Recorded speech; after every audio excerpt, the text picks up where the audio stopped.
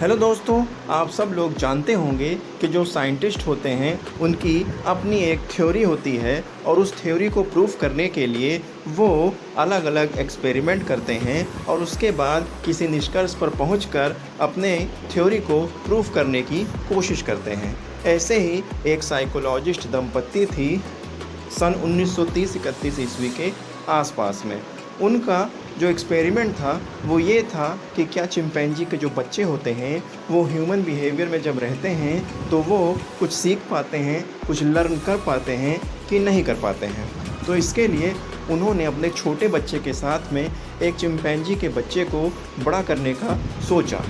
जब वो उन दोनों के साथ में बड़ा कर रहे थे उन दोनों को, तो वो उनकी हर एक हरकत पे ध्यान देते थे। समय समय पर वो उनके ब्लड प्रेशर्स को और उनके बिहेवियर को चेक करते रहते थे।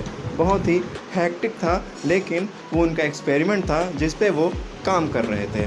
लगभग 1 साल तक ये सब चीज़ें करने के बाद उन्होंने वो जो एक्सपेरिमेंट था उसको बंद कर दिया और उसके बारे में कुछ सही जानकारी या पूरी जानकारी नहीं दी कि उन्होंने ये जो एक्सपेरिमेंट था उसको क्यों बंद कर दिया। बाद में एक लेखक थे, ऑथर थे, उन्होंने कुछ निष्कर्ष दिए कि उन्होंने एक्सपेरिमेंट, जो साइकोलॉजिस्ट दंपत्ति थे, उन्होंने उस एक्सपेरिमेंट को क्यों बंद कर दिया।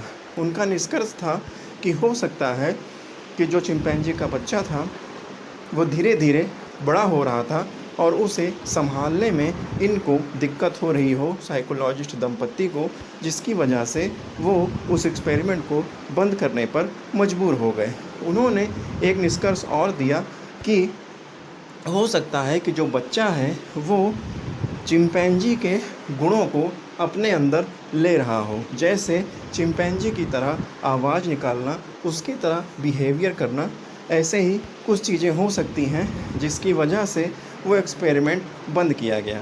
एक निष्कर्ष ये भी था कि हो सकता है कि उस 1 साल के दरमियान में जो चिंपैंजी का बच्चा था उसने कुछ भी ना सीखा हो, वो जैसा था वो वैसा ही रहा हो, उसने कुछ भी लर्न ना किया हो, जिसकी वजह से ये एक्सपेरिमेंट बंद करना पड़ा।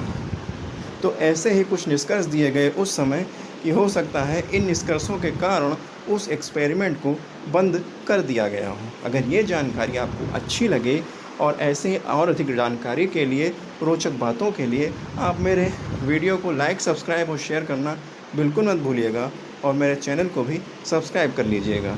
Thank you.